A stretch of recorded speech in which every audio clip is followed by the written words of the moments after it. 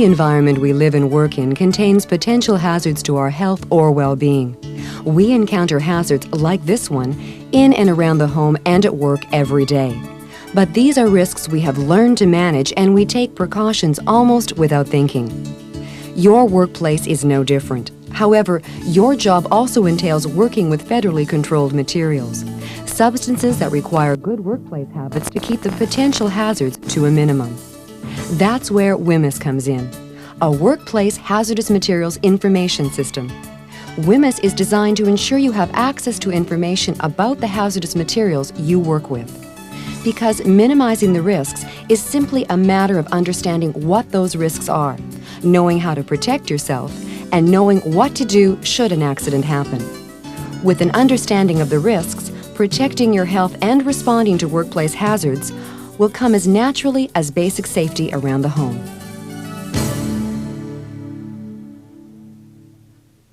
Generally, the hazardous materials that fall under federal jurisdiction are divided into 8 categories, 4 of which you may find in the lab or when handling photochemical solutions.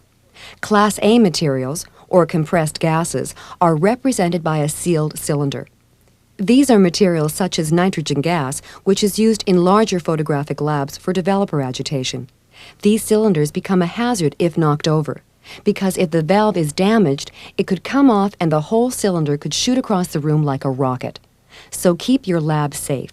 All compressed gas cylinders should be well secured in a designated area. Class B substances are flammable or combustible materials such as film cleaners, mat sprays, and maintenance products. Because these materials can catch fire, they should be treated with proper respect, and that means no smoking and store them in a cool, dry area. Poisonous materials, or Class D substances, fall into 2 categories. The first category, poisons, are represented by the familiar skull and crossbones symbol. In full concentration, contact with poisons can cause instant and often serious reactions. But in most lab situations, you are working with diluted solutions, such as parts of the developer or the developer kit. But still, simply touching poisonous substances can be hazardous, and you should wear personal protective equipment. The second category in Class D consists of toxic materials, which are represented by the T symbol. These are chemicals such as stabilizer and color developer. Toxic T substances cause long-term reactions in your body, effects that may not become apparent until years after continued use. Or they can be sensitizers, which means that once your skin, lungs, or eye tissue has experienced repeated contact, any exposure, however small, may cause an allergic reaction. Wear personal protective clothing such as aprons and chemical splash goggles to avoid contact with your skin and eyes. In most cases, existing ventilation in areas where toxic substances are used should be adequate, but when working in an area where the odor is unusually strong, wear a respirator. In your profession, toxic T materials are the most common causes of skin allergies like dermatitis. So if they are present in your workplace, protect yourself and develop good handling routines. The last category, generally found in your lab, is Class E for corrosive materials. These include acids, which have very low pH levels, and alkalis that have very high pH levels. Both are equally corrosive solutions. The stop bath in black and white processing, parts of the bleach fix, and parts of the developer concentrate in color processing fall into this category. Contact with these materials is likely to result in an immediate burning sensation, but sometimes the burns are not felt until later, either because it takes time for your skin to react or because corrosive chemicals have been splashed on your clothing and seep through slowly. In either case, you may not feel the burn until after the damage has been done. And that makes it all the more important to ensure that protective equipment, such as splash goggles and gloves, is available in the first place. If accidents happen, always observe first aid measures immediately. The other classes, C for oxidized materials, F for dangerously reactive materials, and D3 for biohazardous materials, are generally not found in your lab. However, anytime you see a symbol you don't recognize, ask your supervisor what it means. To review, the symbols you should expect to see are compressed gas, or materials that can become physical hazards and therefore should be carefully secured. flammable and combustible materials, which can catch fire and therefore should be used and stored away from all ignition sources. Poisonous and toxic tea materials, which require protective gloves and aprons, and corrosive materials, which should also only be handled with protective equipment. Helping you recognize these symbols and understanding the hazards you should protect against is what WHMIS is all about. As your complete reference guide to the potential hazards, WHMIS will help to make sure you are handling these materials correctly. As a system, WHMIS is designed to provide all of this information in a straightforward format. It consists of a material safety data sheet, your complete reference guide, and the supplier and workplace labels that are found on all hazardous materials. This information system will help you recognize what you are working with, understand how to handle the products, and advise you what to do should an accident happen. The most complete source of information is the Material Safety Data Sheet, or MSDS. This form, available for each and every solution that contains a hazardous material, tells you exactly what you need to know to protect yourself against the risks. The first 5 sections of the MSDS list the properties of the chemical, its name and use, the concentration of the hazardous materials contained in the product, the physical properties of the substance, such as color, odor, and pH levels, information on its flammability and fire control, and how it reacts with other chemicals. While these sections provide technical information about the material you're working with, the following sections are your key safety references. So before working with a new substance, always review its toxicological properties. The toxicological section simply tells you how a chemical gets into your body and how it will affect you once it's there. The most commonly overlooked way a chemical enters your body is through contact with your skin or eyes as a result of spills, splashes, or simply dipping your bare hands into a solution that contains a hazardous material. The danger is that your skin absorbs these chemicals and your body will react either instantly or years down the road. Acute reactions, or instant reactions to contact, are those you may already be familiar with.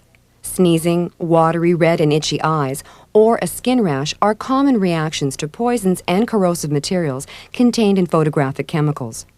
Chronic effects or long-term reactions to contact are those caused by materials in the toxic tea category. You may not notice chronic effects until it's too late to do anything about them, and that probably means they're permanent. All chronic effects are listed on the MSDS. They take many forms, the most common of which is a permanent skin rash or itching called dermatitis. Whether these materials cause instant or delayed reactions, the important point is that if mishandled, they will affect your health. And that means your understanding of the risks should not be based on hearsay or someone else's opinions. Read the Material Safety Data Sheet and use the information to keep the risks from becoming accidents. And remember, while skin and eye contact is the most obvious way these chemicals enter your body, it's not the only way. Since chemicals are also in the air, they can be inhaled directly or they can settle on food or drinks that are in the lab. Once on these objects, they are easily swallowed. So observe the precautions and use common sense. The precautions you should follow are found in the Preventive Measures section. Look for the personal protective equipment listed and be sure it is available before you start working with hazardous materials. If the equipment is there, it's easier to put on when needed.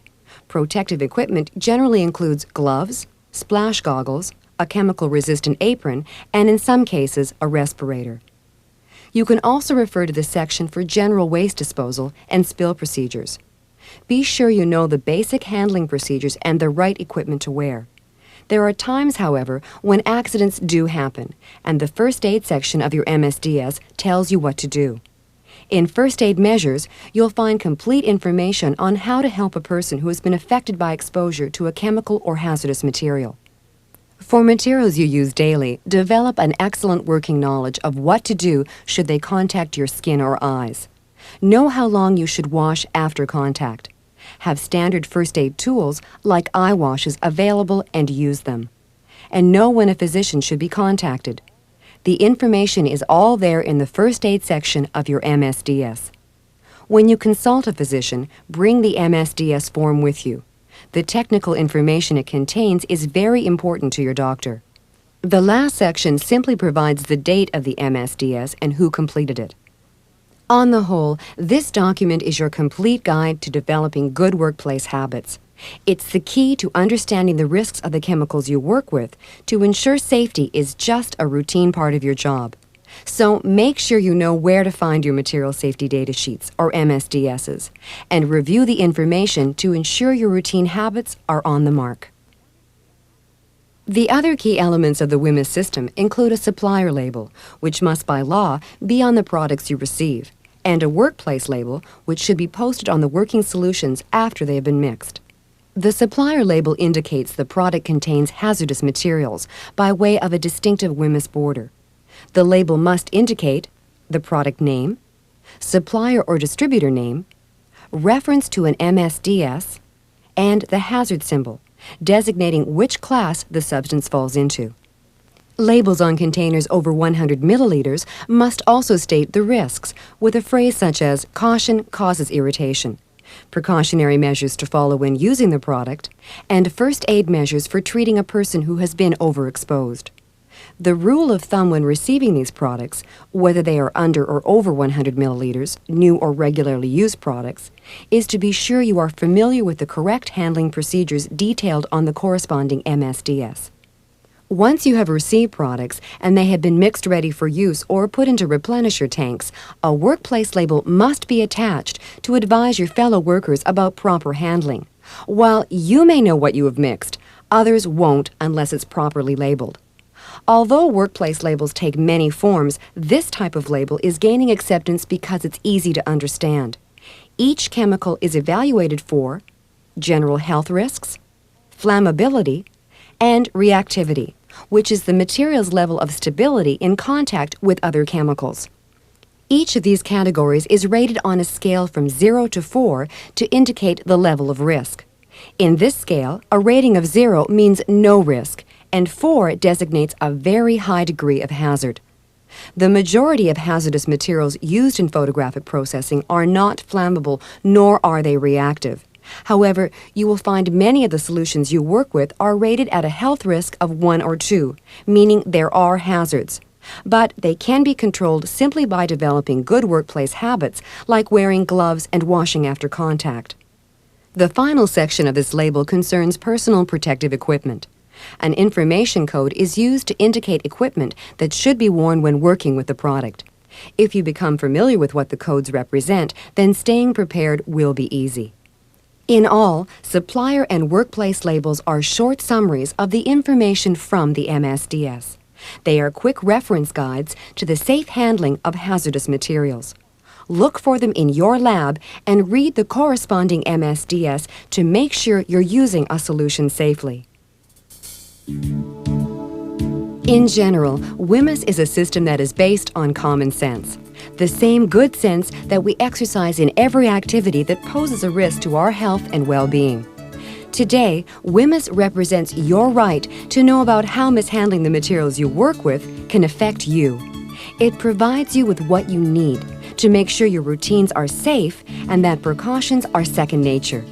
In most cases, these measures are as simple as wearing gloves, an apron and eye protection, and washing if contact does occur.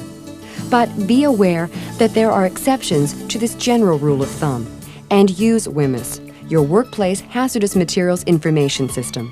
Refer to it until safety in your workplace comes as easily to you as basic safety around the home. Although every environment poses risks, your environment has an additional set of rules that are designed to keep you safe. And WHMIS is your key to good environmental management and the key to your good health.